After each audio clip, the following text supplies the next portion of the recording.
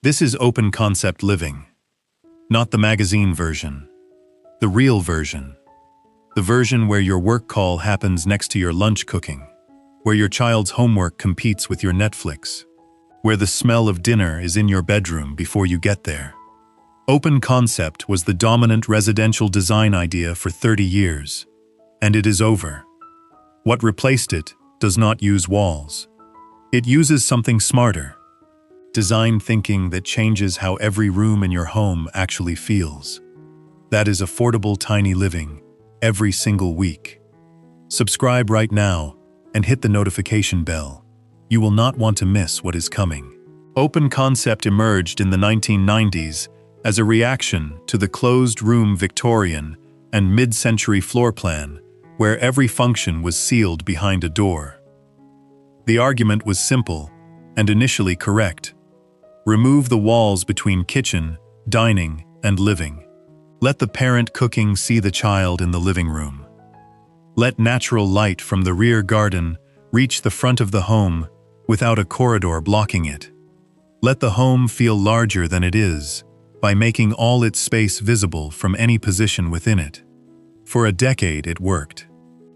And then people started working from home. And then video calling became a daily professional necessity.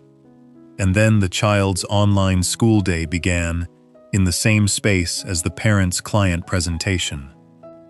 Open concept's foundational premise, that removing barriers between functions creates a better home, revealed its critical flaw under the conditions of modern life. Some functions need barriers, not to create privacy from other people, to create cognitive separation between activities. The brain cannot simultaneously perform focused work and ignore ambient domestic activity in the same visual and acoustic field. It is not a discipline failure. It is a neurological fact. Attention is a finite resource. Every visible and audible activity in the same space competes for it. The broken plan layout is the architectural response to that fact. Not walls, not doors, not a return to the sealed Victorian room. Internal glass courtyards, level drops between zones, floating partitions, architectural elements that create cognitive separation between activities without sacrificing the visual flow, the natural light distribution, or the spatial generosity that made open concept worth pursuing in the first place. Today we cover what broken plan living actually is, the 3 tools it uses to replace walls, and what it costs to retrofit or build into a tiny home in 2026. Broken plan living is not a return to closed rooms. It is the spatial position between fully open and fully enclosed. In a fully open concept tiny home, every activity shares the same floor level, the same ceiling height, the same acoustic environment, and the same visual field. The freedom from walls comes at the cost of all separation between functions. In a fully closed room floor plan, every function is sealed behind a door. Privacy is maximum. Spatial flow is 0. Natural light does not move between rooms. The home feels smaller than it is. Broken plan living creates zones within a continuous space, using architectural elements that are not walls. Each zone is visually distinct from the others. Each zone has a different ceiling height, floor level, or material boundary that the brain reads as a transition between activities. But no zone is physically sealed from the others. Light moves between zones. Air moves between zones. A parent in the work zone can see a child in the play zone. The spatial generosity of the open plan is preserved. What is not preserved is the shared acoustic and visual field that makes open concept living impossible for focused work, restful sleep preparation, and sustained homework concentration. Broken plan is the floor plan that gives you the benefits of open concept without the cognitive tax it imposes on every activity that requires focus. 3 tools make it work. The internal glass courtyard is the most spatially generous broken plan tool available in a small home. A small glazed enclosure, typically 3 to 6 feet in each dimension, positioned at the boundary between two functional zones within the floor plan. The glazing allows light to pass from one zone to the other. The enclosure creates a physical boundary between the zones that the brain reads as a room transition, even though no door is required to cross it. In a tiny home, the internal glass courtyard is most effectively positioned between the kitchen and the work or sleep zone. The glazed enclosure contains a planted garden, a small water feature, or a decorative display that gives the visual focal point of the boundary a positive, rather than merely a separating function. The acoustic effect is significant. The glass panels of the courtyard enclosure reduce sound transmission between zones by 8 to 15 decibels, compared to an open-plan connection at the same distance. Not a complete acoustic separation, a sufficient reduction to make a video call on one side of the courtyard inaudible as intelligible speech on the other side. Cost to build an internal glass courtyard in a tiny home: $3,500 to $8,500 for a 4x6-foot glazed timber-framed enclosure with planted interior and waterproof floor tray. This is the highest cost broken plan tool, but also the most spatially distinctive. It creates an interior feature that every visitor notices and almost every occupant reports as the element they value most after 6 months of living with it. The level drop is the oldest and most cost-effective broken plan tool in residential architecture. A floor level change of 2 to 4 steps, typically 200 to 400 millimeters, between two adjacent functional zones. No wall, no glazing, no door. Just a change in elevation that the brain immediately reads as a spatial transition between activities. The lower zone is the restorative zone: living, relaxing, sleeping. The brain's threat detection system reads a lower floor level as a sheltered, protected position. Heart rate drops slightly. Muscle tension reduces. The lower zone feels intrinsically calmer than the upper zone at the same floor area. The upper zone is the active zone: kitchen, dining, work. The elevated position creates a slight commanding overview of the lower zone. Parents sitting at the kitchen bench at the upper level can see the living space below without being in it. In a tiny home, the level drop is achieved by raising the kitchen and dining zone on a 200 to 400 millimeter platform rather than excavating the living zone, which is structurally simpler and cheaper on most building sites. The platform construction: treated timber subframe on the existing slab or subfloor. Structural decking: matching floor finish material to the surrounding level. Cost to build a level drop platform in a tiny home for a zone of 80 to 120 square feet: $2,800 to $6,500 in materials and labor. This is the cheapest broken plan tool per square meter of zone defined, and the one most compatible with retrofitting into an existing open-concept tiny home without structural alteration. The floating partition is the most flexible and most immediately installable broken plan tool.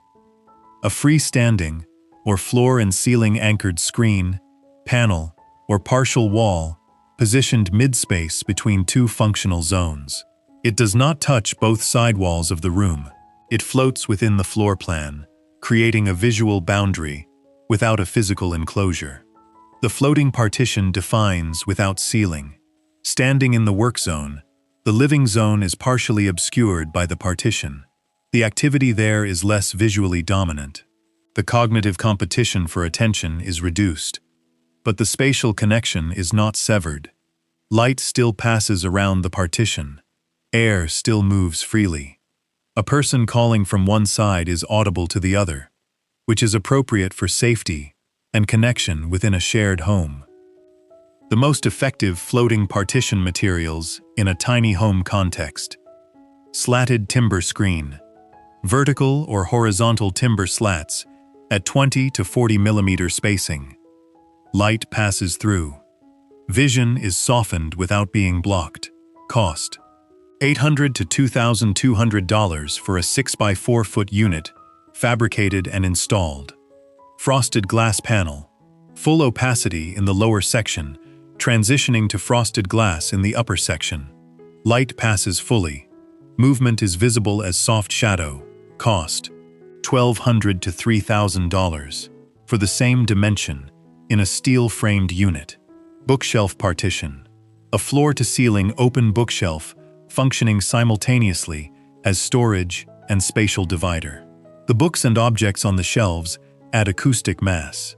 Cost: $600 to $1,800 for a standard depth unit in timber or MDF.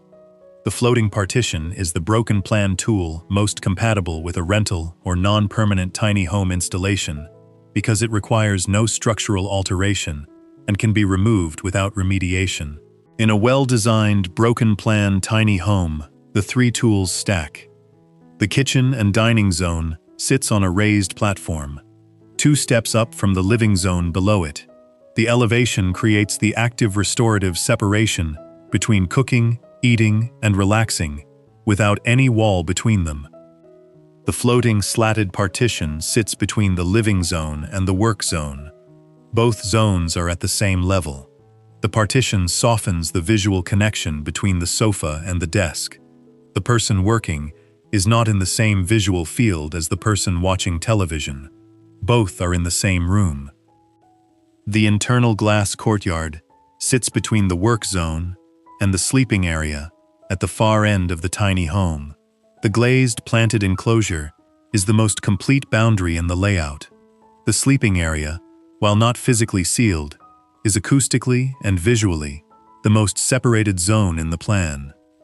3 tools, 3 degrees of separation. The sleeping area is the most separated because sleep requires the most cognitive isolation. The kitchen is the most connected because cooking benefits from supervision and social engagement. The living zone sits between them, accessible from both, belonging fully to neither. This is what broken plan living delivers, that open concept never could. Not the removal of barriers, the correct calibration of them. Here is what broken plan tools cost to add to a tiny home in 2026. Internal glass courtyard, $3,500 to $8,500. Best for separating kitchen from work or sleep zone. Highest visual impact per dollar of any broken plan tool.